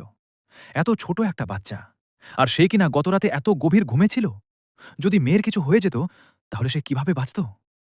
লোকটা স্ত্রীকে দেখে নরম গলায় বলল, বউ, তুমি নুয়ানের সাথে একটু থাকো, আমি তোমার জন্য নাস্তা তৈরি করছি। এই বলে সে মাটিতে পড়ে থাকা নিজের কাপড় দ্রুত পরে নিল। এদিকে লিংচিংশুয়ে তাড়াতাড়ি মেয়ের ডায়াপার পরীক্ষা করল। যদিও ঠিকভাবে পরানো ছিল না, তবুও সেটা পরিষ্কার ছিল। এবার সে বুঝতে পারল গতরাতে মেয়ে কাঁদেনি কেন, কারণ এই লোকটাই মাঝরাতে উঠে বাচ্চার যত্ন নিয়েছে। বাচ্চা জন্মানোর পর এই প্রথম সে নিজে থেকে নিজের মেয়ের দেখাশোনা করেছে। এই কথা ভাবতেই লিংচিংশুয়ের চোখে জটিল একটা অনুভূতি ফুটে উঠল। সে মনে মনে ভাবল, সে কি সত্যিই বদলে গেছে? আমি কি আবার তাকে বিশ্বাস করতে পারি? এদিকে রান্নাঘরে লোকটা আগের মতোই ব্যস্ত হয়ে কাজ করছে। তোমার স্ত্রী যখন বাচ্চাটাকে কোলে নিয়ে বাইরে এলো, তখন খাবার প্রস্তুত ছিল। টেবিলে ছিল টোফু, কচি শাকসবজি, ভুট্টার আটা দিয়ে বানানো পাতলা পরিজ আর মোটা ভুট্টার রুটি। তুমি তখনও খালি গায়ে লিন কিং শুয়ের হাত থেকে বাচ্চাটাকে নিয়ে নিলে। স্ত্রী, তুমি আগে গিয়ে ধুয়ে মুছে নাও। কিন্তু লিন চিংশু এখনও একটু চিন্তিত ছিল। তবে তোমাকে এত ছোট্ট বাচ্চাটাকে অদক্ষভাবে কোলে নিতে দেখে সে হাসি চেপে রাখতে পারল না। এটা তোমার নিজের মেয়ে, কোনো বাঘ না। ও তোমাকে কামড়াবে না। তুমি যখন খাচ্ছিলে, তখনই গ্রামের প্রধান ওয়াং শুয়ানজু আর ইলেকট্রিশিয়ান এসে পৌঁছালে। আঙিনায় ঢুকেই তারা দেখল লিন চিংশু টেবিলে বসে নাশতা করছে, আর তুমি খালি গায়ে বাচ্চাকে কোলে নিয়ে এদিক ওদিক হাঁটছ। সে তোমার হাতের ভেতরের দিকে সাজানো কামড়ে দাগ দেখে বুঝে হেসে বলল, ঝ্যাঙ্গো, তুমি তো এখনও খাওয়াই শেষ করনি। তুমি ভাবতেই পারনি ওয়াং শুয়ানজু এত সকালে কাউকে নিয়ে চলে আসবে। তুমি তাদের আঙিনার গেটের বাইরে নিয়ে গিয়ে কিছুক্ষণ গল্প করলে। লিন চিংশু খাওয়া শেষ করে ঘরে ঢুকে গেলে তুমি বাচ্চাটাকে আবার স্ত্রীর হাতে তুলে দিলে। তারপর ঢিলা শর্টসের পকেট থেকে একটা ডায়মন্ড সিগারেটের প্যাকেট বের করলে। গ্রামের প্রধান সিগারেটটা হাতে নিয়ে তার হলদে দাঁত দেখিয়ে হেসে বলল, তুই তো এখন বেশ ভালোই করছিস, দুষ্ট ছেলে। এই এক প্যাকেটের দাম 0.4 ইউয়ান। পাশে দাঁড়ানো ইলেকট্রিশিয়ান আরও সরলভাবে হাসল। সিগারেটটা কানের পেছনে গুজে রেখে মইটা তুলে নিয়ে বাড়ির পেছনের দিকে চলে গেল। এই কাজটা সত্যি দারুণ লাভের। সে সাধারণত 0.4 ইউয়ানের সিগারেট খাওয়ার সাহসই পায় না। এই পরিবারটা সত্যিই বেশ উদার। বিদ্যুৎ সংযোগের কাজ শেষ হয়ে গেলে লোকটা আবার ঘরের ভেতরে ফিরে এলো। ঠিক তখনই দরজা দিয়ে ঢুকতেই তার দিকে একটা কাপড় ছড়ে আসলো। সে কিছু বোঝার আগেই লিনচিংশুয়ের কড়া গলা শোনা গেল, তাড়াতাড়ি কাপড় পরে নাও। এভাবে খালি গায়ে ঘুরে বেড়াচ্ছ কেন? তোমাকে দেখতে কেমন লাগে? আসলে লোকটার পিঠে তখনও কয়েকটা নতুন আঁচড়ের দাগ ছিল। গত রাতের ঘটনায় লিংচিংশুয়ে তাকে অজান্তেই আঁচড়ে দিয়েছিল। গ্রামের প্রধান আর ইলেকট্রিশিয়ান দুজনেই সেটা দেখেছিল, কিন্তু কেউ কিছু বলেনি। আর লোকটা নিজেও কিছু জানত না, শুধু খালি গায়ে ঘুরে বেড়াচ্ছিল। যেটা দেখে লিংচিংশুয়ে ভীষণ লজ্জা পাচ্ছিল। সে মনে মনে ভাবছিল, এত মানুষের সামনে আমি কিভাবে তাকে কিছু বলবো?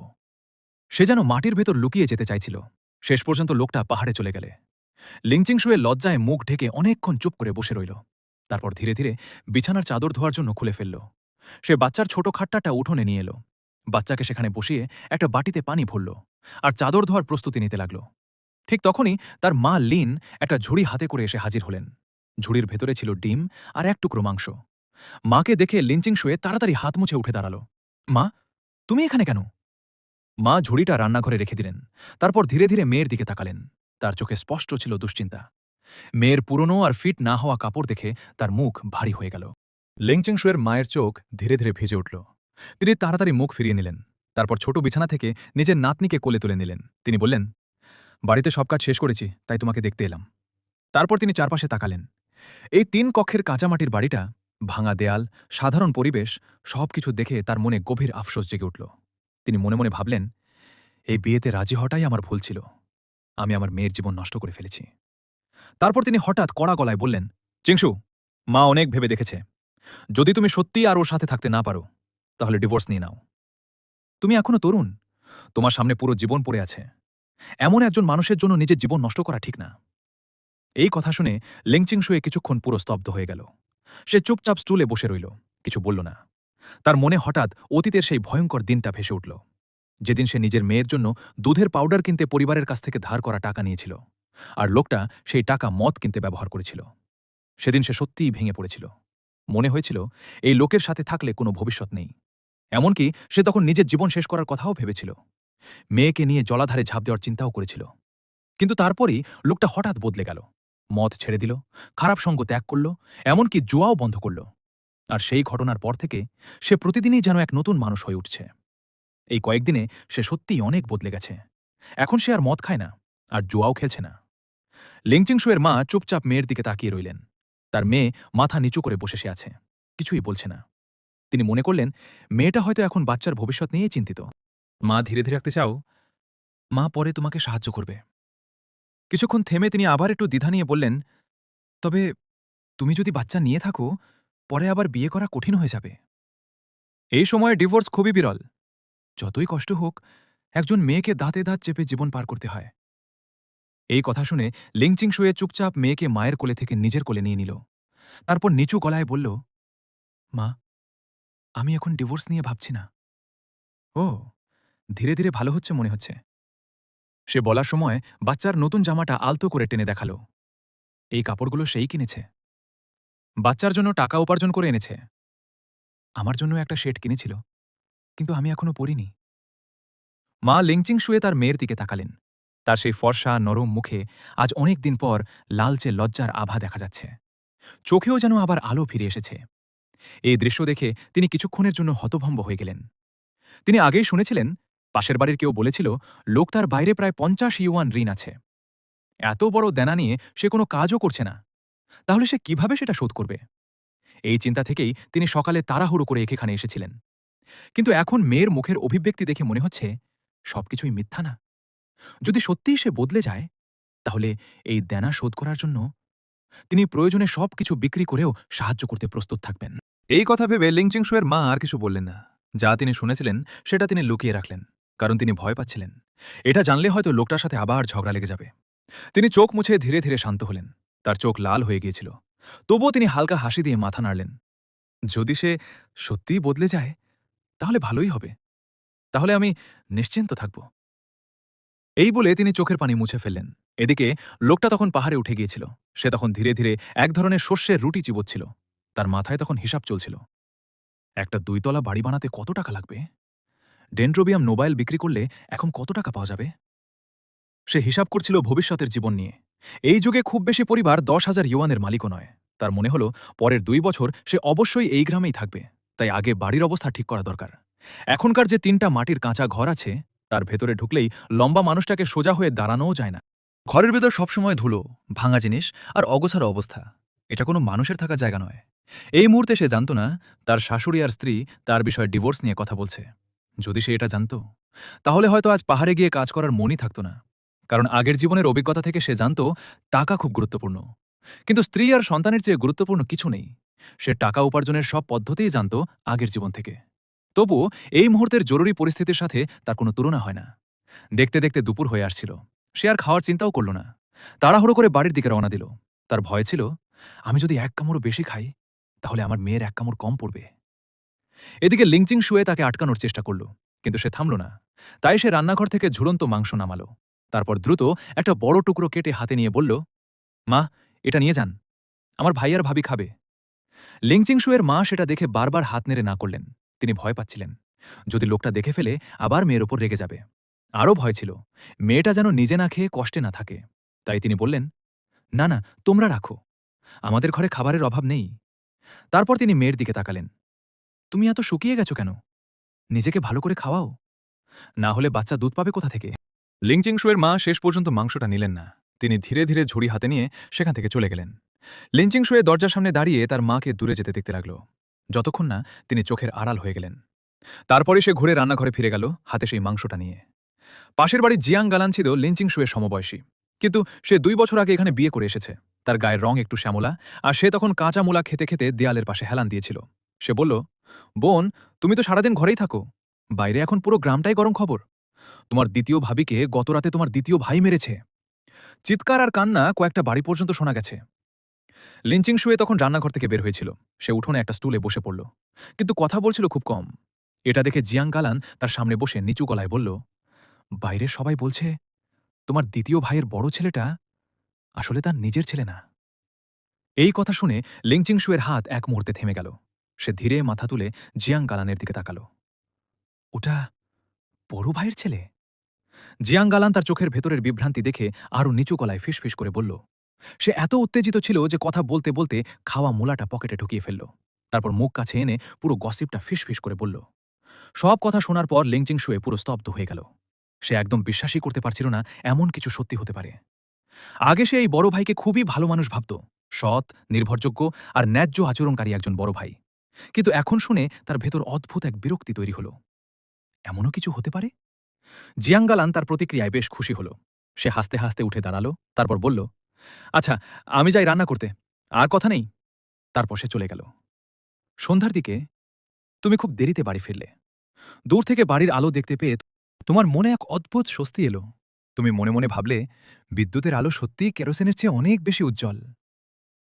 লিঞ্চিং শুয়ে তোমাকে ফিরে আসতে দেখেই দ্রুত রান্না করা খাবার, গরম ভাত আর সাদা ভাপাবান টেবিলে সাজিয়ে দিল। সে স্বাভাবিক গলায় জিজ্ঞেস করল, আজ এত দেরি হলো কেন? তোমার শরীরে কিছু ময়লা আর কাদা লেগে আছে দেখে সে খাবার নামিয়ে রেখে এগিয়ে এলো আর আলতো করে তোমার গা থেকে ধুলো ঝাড়তে লাগল।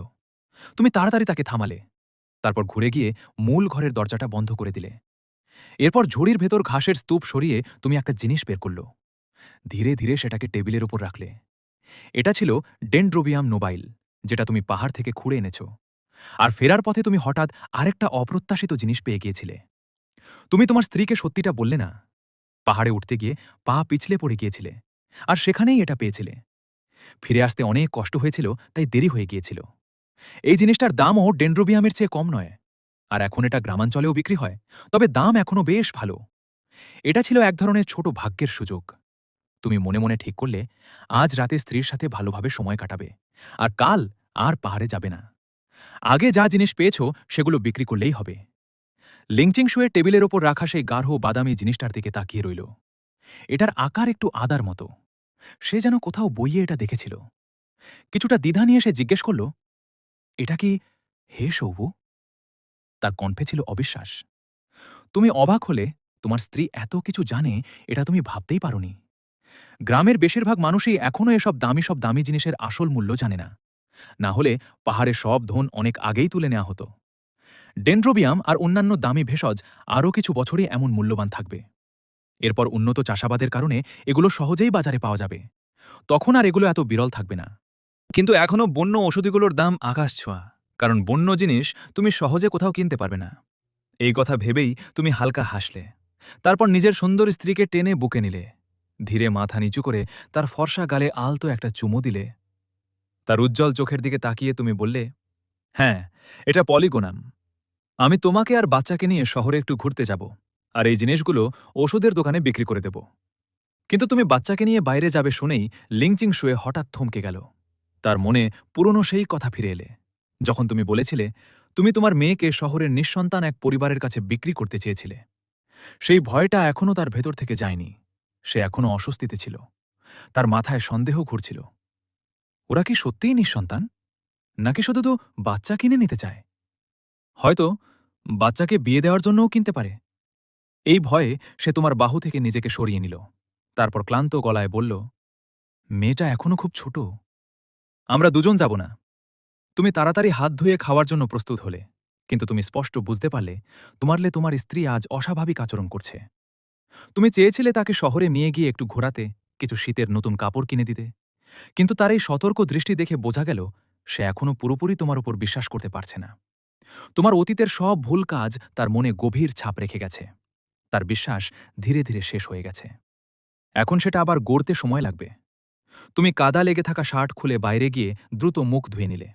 তারপর আবার ঘরে ফিরে টেবিলে বসলে। তখনই তুমি খাবারের দিকে খেয়াল করলে। সোনালি রঙের ডিম ভাজা আর সকালের বেঁচে যাওয়া শুকরের মাংসের ছোট একটা পদ। তুমি মনে মনে ভাবলে, সে কি দুপুরে কিছুই খায়নি? এভাবে বাঁচালে তো কখনোই ভালোভাবে খেতে পারবে না। আমাকে আরও বেশি টাকা উপার্জন করতে হবে, তবেই ওরা নিরাপদ থাকবে। তুমি ধীরে জিজ্ঞেস করলে, ডিমগুলো কোথা থেকে এলো? লিনচিং শোয়ে মাথা নিচু করে নুডলসের বাটি তোমার সামনে রাখল।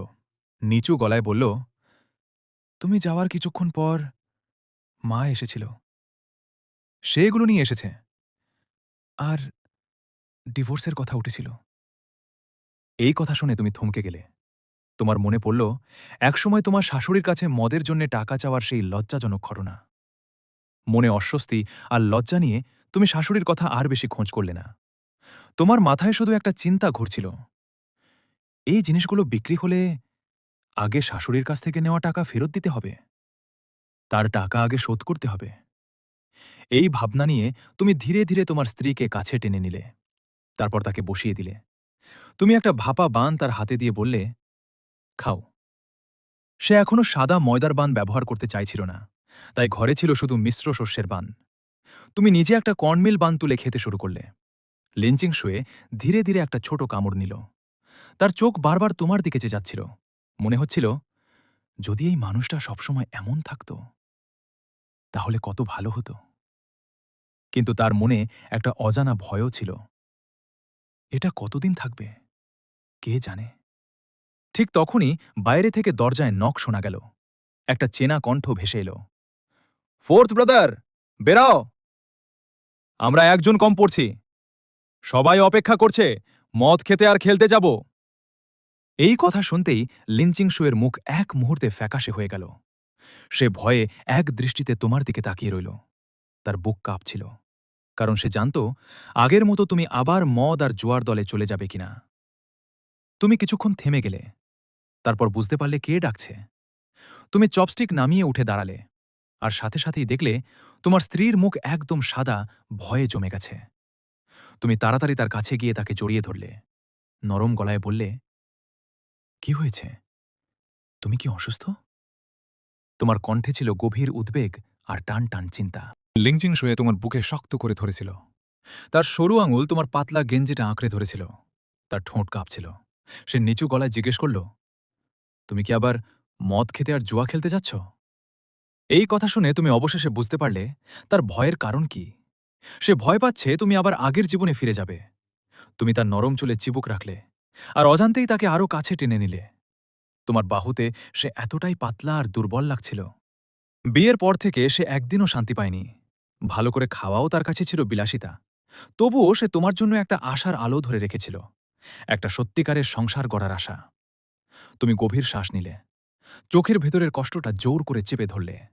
তারপর নিচু, ভারী গলায় বললে, ভয় পেও না, আমি যাচ্ছি না। আমি এখনই ওদের পাঠিয়ে দিচ্ছি। আর এসব বাজে কাজ শেষ। তোমার কোলে থাকা অবস্থায় লিংচিং শুয়ে তোমার কথা শুনে ধীরে মাথা তুলল। সে সন্দেহ ভরা চোখে তাকালে। সত্যি? তুমি যাচ্ছ না? তুমি তার ভীত ও প্রশ্নভরা চোখের দিকে তাকালে। মনে হচ্ছিল, কিভাবে তাকে বোঝাবো যে আমি সত্যিই বদলেছি। তুমি আর কিছু না বলে হালকা করে তার নাকে একটা চুমু দিলে। তারপর নরম গলায় বললে, প্রতিশ্রুতি দিচ্ছি, আমি সত্যিই যাচ্ছি না। বিশ্বাস করো। তুমি তাকে আলতো করে স্টুলে বসিয়ে দিলে। ঠিক আছে, তুমি খাও। আমি এখনই আসছি। উঠে দাঁড়ানোর সময় তুমি দেখলে সে এখনও তোমার গেঞ্জিটা শক্ত করে ধরে রেখেছে। বাইরের সেই ৩ জন লোক যদি এতটাই খারাপ প্রভাব ফেলে, তাহলে প্রায় ইচ্ছে হচ্ছিল তাকে সাথে নিয়ে বাইরে যাও, শুধু দেখানোর জন্য। তুমি নিজেই তাদের সরিয়ে দিতে চাও, যাতে তার মন শান্ত হয়। তুমি আবার নিচু হয়ে তার কপালে চুমু দিলে। তোমার বড় শক্ত হাত ধীরে তার পাততলা পিঠে চাপ দিল। তখনই ধীরে ধীরে সে তোমাকে ছেড়ে দিল। তুমি সোজা হয়ে ভারী পদক্ষেপে উঠোনের গেটের দিকে এগিয়ে গেলে। কাঠের দরজা খুলতেই বাইরে থাকা লোকগুলো তোমাকে দেখল। আলিউ নামের একজন লোক কুটিল হাসি দিল। আর একটা নোংরা রসিকতা করে ফেলল। ফোর্থ ব্রাদার, এটা তো তোমার মতো না। তোমার বউ তো সবে সুস্থ হয়েছে, আর তুমি তো বিছানা থেকেই বেরোচ্ছ না। কয়দিন হয়ে গেল, এখনো আমাদের সাথে মদ খেতে আসনি কেন? এই নোংরা কথাগুলো শুনেই তোমার ভ্রু কুঁচকে গেল। রাগে শরীর কেঁপে উঠল। তুমি গর্জে উঠলে, তোমার মুখে লাগাম দে। আমার সাথে কথা বলার আগে মুখ ঠিক কর, না হলে চুপ থাক। এই হঠাৎ রাগ দেখে আগের হাসাহাসি করা দুজন লোক এক মুহূর্তেই থেমে গেল। তাদের মুখের হাসি উধাও হয়ে গেল। তারা দ্রুত শান্ত করার চেষ্টা করল। আরে ফোর্থ ব্রাদার, ওর মুখ খারাপ, সিরিয়াস নিও না। চল, একটু মদ খেয়ে আসি। একজন এগিয়ে এসে তোমার কাঁধে হাত দিতে গেল। তুমি সঙ্গে সঙ্গে তার হাত সরিয়ে দিলে। তারপর ঠান্ডা চোখে তাকালে বাকি দুজনের দিকে। তুমি বললে, মদ বা জুয়া নিয়ে যদি আবার আসো, তাহলে আর কখনো আসবে না। আমি এসব শেষ করে দিয়েছি। এই কথা শুনে তারা যেন ভূত দেখল। একজন আরেকজনের দিকে তাকিয়ে হতভম্ব হয়ে গেল। ঠিক তখনই সেই নোংরা হাসির আলিউ আবারও মুখ খুলল। তার মুখে আগের মতোই বাজে হাসি ছিল। আরে, বউ কি তোমাকে বিছানায় ব্যস্ত করে রেখেছে নাকি? এখন তো সে সুস্থ, আমাদের ভাইদেরও একটু সুযোগ দে না। তার কথা শেষ হওয়ার আগেই তুমি লাথি মারলে। একটা শক্ত লাথি সরাসরি তার বুকে লাগল। সে উড়ে গিয়ে পিঠের ওপর পড়ে গেল। মাটিতে পড়ে গিয়ে কাতরাতে লাগল। তুমি সামনে এগিয়ে গেলে, তার বুকের ওপর পা রেখে তাকে চেপে ধরলে। তোমার চোখ ছিল ঠান্ডা আর ভয়ঙ্কর। তুমি নিচু গলায় বললে, আর একবার এমন নোংরা কথা বললে তোর মুখ সেলাই করে দেব, আর তোর তৃতীয় পাটাও ভেঙে দেব। তুমি পা আরও জোরে চাপ দিলে। সে যন্ত্রণায় ছটফট করতে লাগল। তার চোখে এখন শুধু ভয়। ফোর্থ ভাই, আমি ভুল করেছি। আর বলবো না, আমি আর বলবো না। বাকি দুজন পুরো থরথর করে কাঁপছিল। কেউ আর একটা কথাও বলতে পারছিল না। রাতের অন্ধকারে তুমি যেন একেবারে ভয়ঙ্কর রূপে দাঁড়িয়েছিলে। কেউই সামনে আসার সাহস পেল না। ছোটবেলা থেকেই তারা তোমাকে ভয় পেত। ঝগড়া হলে তুমি একদম রুথলেস হয়ে যেতে। কিন্তু আজকে তারা প্রথমবার তোমাকে এইভাবে রেগে যেতে দেখল, একটা ক্ষুধার্ত বাঘের মতো, যে কোনো সময় মারতে পারে। তাদের গায়ে কাঁটা দিয়ে উঠল। আলিও চিৎকার করলে তোমার বউ বাইরে চলে আসবে। এই ভয়ে তুমি নিজেও থেমে গেলে। তুমি চাইছিলে না সে এই পাশটা দেখুক। এই নোংরা লোকগুলোর জন্য যদি সে তোমাকে আবার ভয় পেয়ে যায়, সব নষ্ট হয়ে যাবে। তুমি ধীরে ধীরে সোজা হলে। মাটিতে পড়ে থাকা আলিউকে একবার ঠান্ডা চোখে তাকালে। তারপর পা সরিয়ে নিলে। অন্য দুজন দ্রুত তাকে তুলে ধরল। ভয়ে ভয়ে বলল, ফোর্থ ব্রাদার, আমরা যাচ্ছি। আমরা এখনই চলে যাচ্ছি। তারা চলে যেতেই তুমি পুরোপুরি শান্ত হয়ে গেলে। তুমি ঘুরে উঠোনে ফিরে গেলে এবং দরজা বন্ধ করে দিলে। ভিতরে লিংচিং শুয়ে তখনও চিন্তায় বসেছিল। তুমি বের হওয়ার পর থেকে সে এক মুহূর্তও শান্ত ছিল না। প্রতিটা সেকেন্ড তার কাছে অনেক বড় লাগছিল। তুমি এখনও ফেরোনি দেখে তার বুক ডুবে যাচ্ছিল। খাবার টেবিলে ছিল, গরম খাবারও, কিন্তু সে এক কামড়ও খেতে পারেনি। এই কয়দিনে তোমার পরিবর্তন দেখে তার মনে আবার একটু আশা জন্মেছিল। সে ধনী কিছু চায়নি, শুধু শান্ত একটা জীবন। কিন্তু যদি তুমি আবার আগের মতো হয়ে যাও, তাহলে সে কি করবে? বাচ্চাটা এত ছোট, সে তো কাজেও নিতে পারবে না। ডিভোর্সই কি শেষ পথ? এই ভাবনায় সে হারিয়েছিল। তখনই পায়ের শব্দ শোনা গেল। তার চোখ স্বাভাবিকভাবেই দরজার দিকে গেল। চাঁদের আলোয় তোমার লম্বা ছায়া ভেতরে ঢুকল। এই মুহূর্তে লিংচিং শুয়ের চোখ হঠাৎ উজ্জ্বল হয়ে উঠল। সে সত্যিই চলে যায়নি। তুমি ধীরে তার পেছনে এসে তাকে জড়িয়ে ধরলে। তার গালটা আলতো করে চুমু দিলে। কি হয়েছে তোমার? আমি তো একটু বাইরে গিয়েছিলাম, এত চিন্তা কেন? তুমি হেসে বললে, তারপর চপস্টিক্স হাতে নিয়ে টেবিলে বসে পড়লে। একটা কর্ন বান তুলে খেতে শুরু করলে। লিঞ্চিং শুয়ে তখনও পুরোটা বুঝে উঠতে পারেনি। সে ধীরে ধীরে জিজ্ঞেস করল, সত্যি তুমি ওদের সাথে আর যাচ্ছ না? তুমি হালকা হাসি দিয়ে বললে, রিপোর্ট করছি ম্যাডাম, ওদের সাথে পুরোপুরি কেটে দিয়েছি। আর ওদের সাথে আড্ডা বা খেলা কিছুই না। এই কথা শুনে লিঞ্চিং শুয়ে একটু শান্ত হল। সে ধীরে ধীরে খেতে শুরু করল। খাওয়ার ফাঁকে ফাঁকে সে তোমার দিকে চুরি করে তাকাচ্ছিল। তুমি দ্রুত খাচ্ছিলে, কিন্তু তোমার আচরণ খারাপ ছিল না। তোমার রাগেড কিন্তু হ্যান্ডসাম ফেস এখন তাকে একটু অন্যরকম লাগছিল। সে মনে মনে ভাবল, যখন প্রথম তোমাকে বিয়ে করেছিল তখনও তুমি খারাপ লাগোনি। তাকে বাঁচিয়েছিল বলেই একরকম কৃতজ্ঞতা ছিল। তারপর পরিবারের চাপ আর বিয়ের কারণে সে তোমার সাথে জড়িয়ে পড়ে। তুমি লক্ষ্য করলে সে তোমার দিকে তাকিয়ে আছে। তুমি হাসতে হাসতে একটা সোনালি ডিম তার বানে দিয়ে দিলে। খাও বউ, চেয়ে চেয়ে দেখবে পরে বিছানায়। তোমার এই বোকা কথা শুনে সে একটু চমকে গেল। তারপর লজ্জায় মুখ নামিয়ে নিল। তুমি আর কিছু না বলে ছোট কাঠের স্টুলে বসে তাকে দেখছিলে। যতই দেখছিলে ততই মনে হচ্ছিল এই মেয়েটাকে সত্যিই ভালো লাগে। এই গরিব সময়ে মেকআপ নেই, ভালো খাবার নেই, তবুও তার স্কিন এত স্মুথ, একদম ন্যাচুরাল বিউটি। একটা কথা তোমার চোখে পড়ল, তার হাতের গিঁটগুলো লাল হয়ে গেছে, সারাদিন ধোয়ার কাজ করে। তুমি তার পাতলা কবজি ধরলে আর মনে মনে ভাবলে, কাল জিনিসগুলো বিক্রি করে তুমি একটা ওয়াশিং মেশিনের ব্যবস্থা করবে। অনেক মানুষ তখনও জানতই না যে ওয়াশিং মেশিন কী জিনিস, আর জানলেও টাকা খরচ করে কিনবে কিনা সন্দেহ ছিল। তুমি মনে মনে ভাবলে, এইটা থাকলে লিঞ্চিং শুয়ের হাতে কাপড় ঘষতে হবে না। লিঞ্চিং শুয়ে তোমার তীক্ষ্ণ দৃষ্টি দেখে লজ্জায় হাত সরিয়ে নিল। সে দ্রুত বলল, খাওয়া হলে জল গরম করো, গোসল করো। তুমি পুরো ময়লায় ভরা। তুমি উঠে দাঁড়ালে, তার গালে একটা হালকা চুমু দিয়ে রান্নাঘরের দিকে চলে গেলে।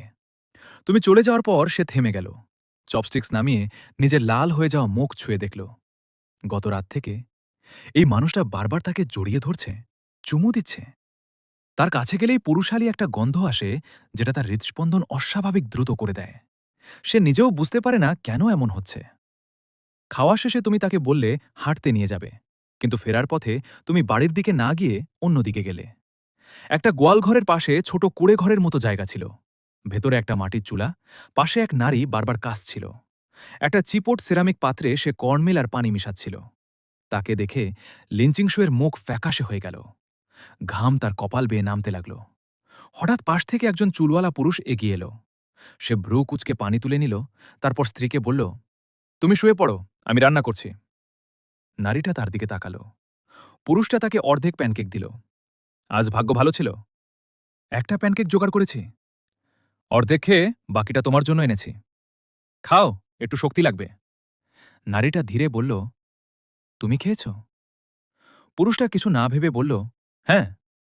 তারপর সে আবার চুলায় কাজ শুরু করল। নারীটা দুর্বল গলায় বলল, আমি ক্ষুধার্ত না, তুমি খাও। পুরুষটা শান্ত কিন্তু দৃঢ় গলায় বলল, আমি বলেছি তুমি খাবে। এভাবে না খেলে সুস্থ হবে কিভাবে? তার চোখে পানি এসে গেল। সে নিজে খেয়েছে কিনা সেটা গুরুত্বপূর্ণ না, কাল কি খাবে সেটাও সে ভাবছে না। সবটাই শুধু তার অসুস্থ স্ত্রীর জন্য। লিংচিং শুয়ে এই দৃশ্য দেখে অস্বস্তি বোধ করল। ফেরার পথে সে ধীরে জিজ্ঞেস করল, ওরা কে ছিল? তুমি কিছু বললে না। এই লোকটাকে তুমি কিভাবে বোঝাবে তুমি নিজেও নিশ্চিত না। তবে তোমার আগের জীবনে তুমি তাকে টিভিতে দেখেছিলে, একজন বড় টাইকুন, বিজনেস ওয়ার্ল্ড কাঁপানো মানুষ। মৃত্যুর পর সে তার স্ত্রীর নামে একটা মেডিকেল চ্যারিটি ফান্ড বানিয়েছিল। তার সবচেয়ে বড় রিগ্রেট ছিল সে তার স্ত্রীকে ঠিকমতো প্রোটেক্ট করতে পারেনি আর তাকে কষ্টে মরতে দেখেছে। তোমার মনে হওয়া অনুযায়ী এই রোগটাই একদিন তার স্ত্রীকে শেষ করে দেবে। কিন্তু এখন তুমি বুঝতে পারলে এই মহিলার আসল সমস্যা হচ্ছে ম্যাল নিউট্রিশন। একটা ভাঙা গোয়ালঘর, পাতলা পানি স্যুপ আর দুর্বল শরীর। এমন পরিবেশে ছোট কোনো ইনফেকশনও ডেডলি হয়ে যেতে পারে।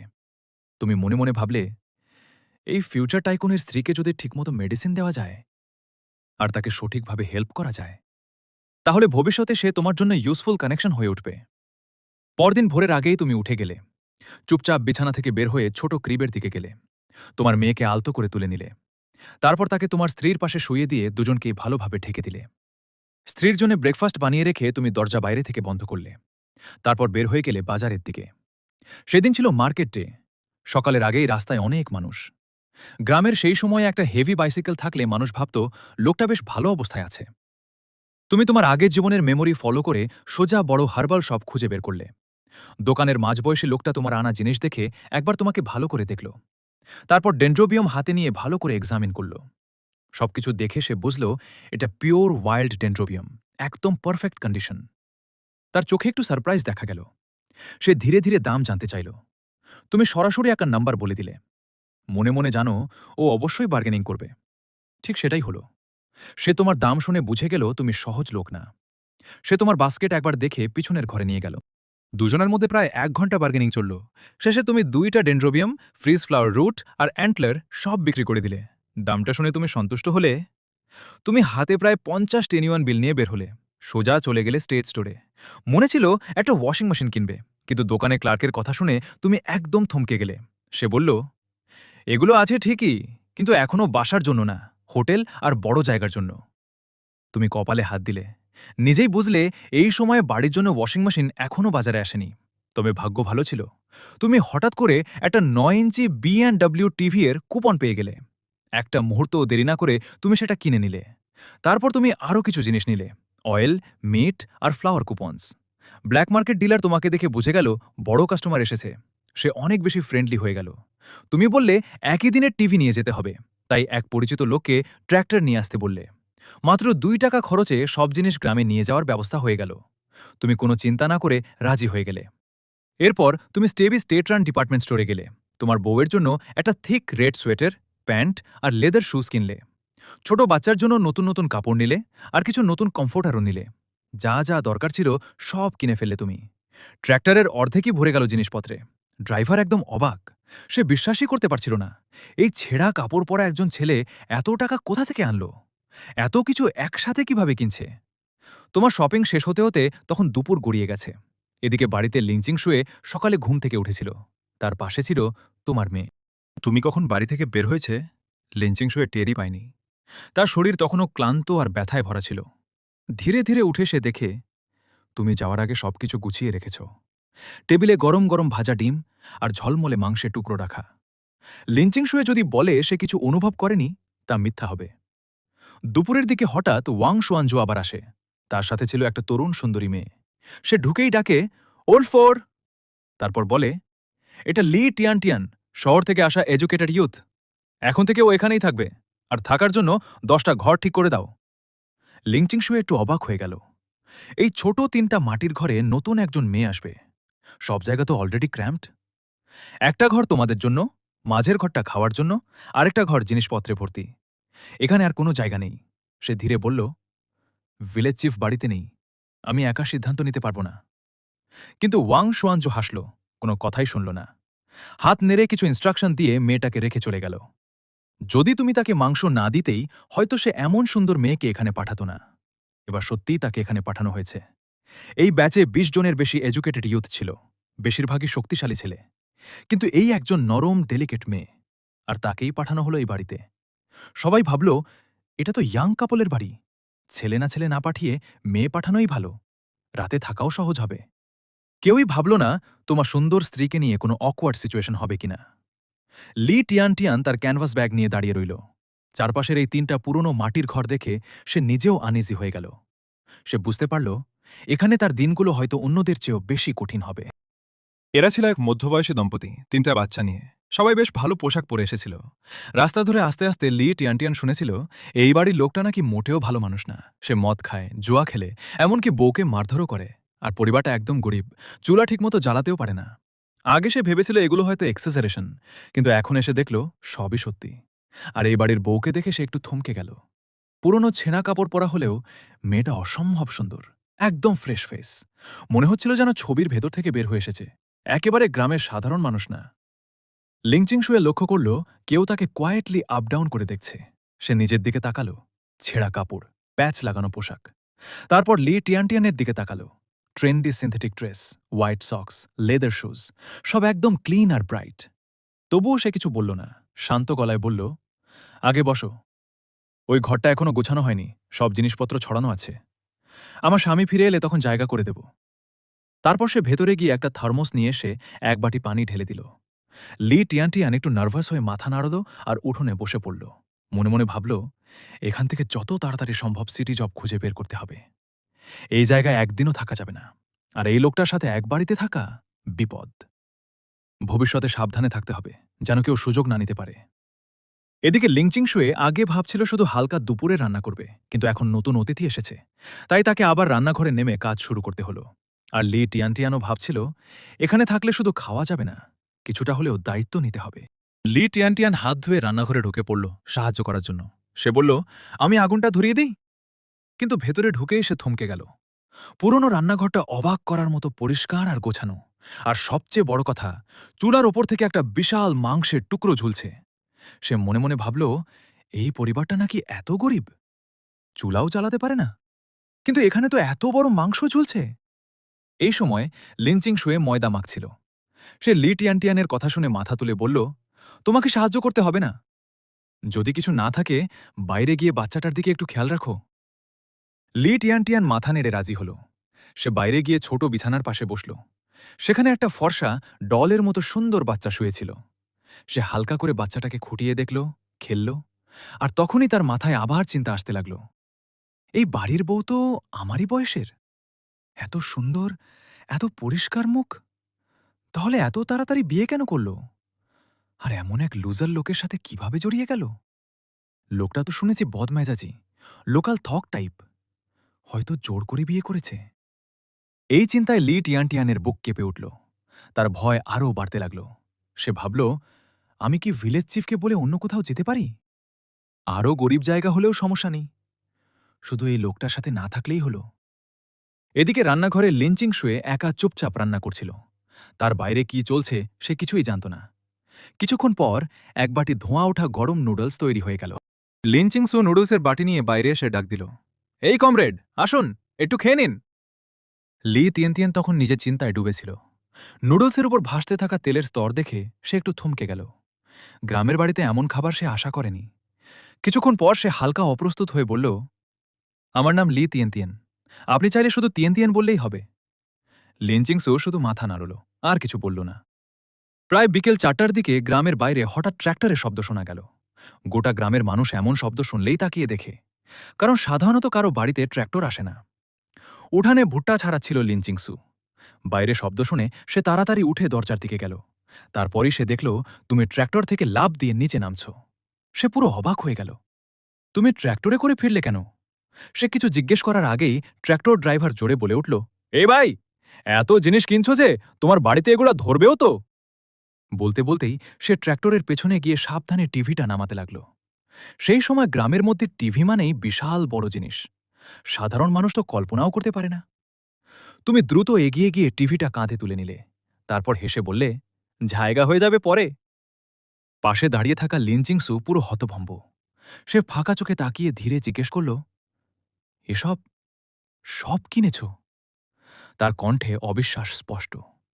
এত জিনিস, তার উপর আবার টিভি, এগুলোর জন্য কত টাকা আর কুপন লাগলো? তুমি তোমার স্ত্রীর ফর্সা অবাক মুখটার দিকে তাকালে। তার বড় বড় চোখে এখন শুধু চিন্তা। তুমি এগিয়ে গিয়ে আলতো করে তার গালে হাত রাখলে। তুমি বুঝতে পারছিলে সে টাকার চিন্তায় ভয় পেয়ে গেছে, কিন্তু তোমার কাছে এখন এই টাকা কিছুই না। তুমি শুধু চাইছিলে এখন থেকে সে ভালোভাবে বাঁচুক, আর কোনো কষ্ট না পাক। তুমি তার কানের কাছে ঝুঁকে আসতে বললে, পরে সব বুঝিয়ে বলবো, এখন একটু সরে দাঁড়াও, আগে জিনিসগুলো নামাই। লিনচিংসু যেন পুতুলের মতো চুপচাপ পাশে সরে দাঁড়াত। সে শুধু তাকিয়ে দেখল একটার পর একটা জিনিস নামানো হচ্ছে। অল্প সময়ের মধ্যেই উঠানে ছোট পাহাড়ের মতো জিনিস জমে গেল। তার বুকের ভেতর হঠাৎ অদ্ভুত আফসোস জমল। যদি জানত তুমি আজ এত কিছু কিনবে, তাহলে সে বাচ্চাটাকেও সঙ্গে পাঠাত। কিন্তু তারপরে আরেকটা চিন্তা মাথায় এলো, এত টাকা কোথা থেকে এলো? এত কুপনেই বা কিভাবে পেলে? সাধারণ মানুষ তো টিভি কেনার কথাই ভাবতে পারে না, এমনকি এখন থেকে বিদ্যুতের বিলও দিতে হবে। লিনচিংসু ভাবতেই বুক ধরফর করতে লাগল। তার চোখে এগুলো সবই ভীষণ অপচয়। ওদিকে বাচ্চাকে কোলে নিয়ে কোনায় দাঁড়িয়ে থাকা লি তিয়ানতিয়ান চুপচাপ তোমার দিকে তাকিয়েছিল। লম্বা শরীর, চওড়া কাঁধ, শক্তপোক্ত গঠন। তার চোখ ধীরে ধীরে বড় হয়ে গেল। গ্রামে আসার আগে সে শুনেছিল তুমি নাকি এলাকার বখাটে, মদ খাও, জুয়া খেলো, মারামারি করো। তাই সে ভেবেছিল তুমি নিশ্চয়ই দেখতে খুব রুক্ষ আর ভয়ঙ্কর হবে। কিন্তু সামনে দেখে সে পুরো হতবাক। তোমার মুখের ধারালো গঠন আর সেই রাগী কিন্তু সুদর্শন চেহারা দেখে তার বুক ধকধক করতে শুরু করল। এত সুন্দর দেখতে ছেলে সে খুব কমই দেখেছে।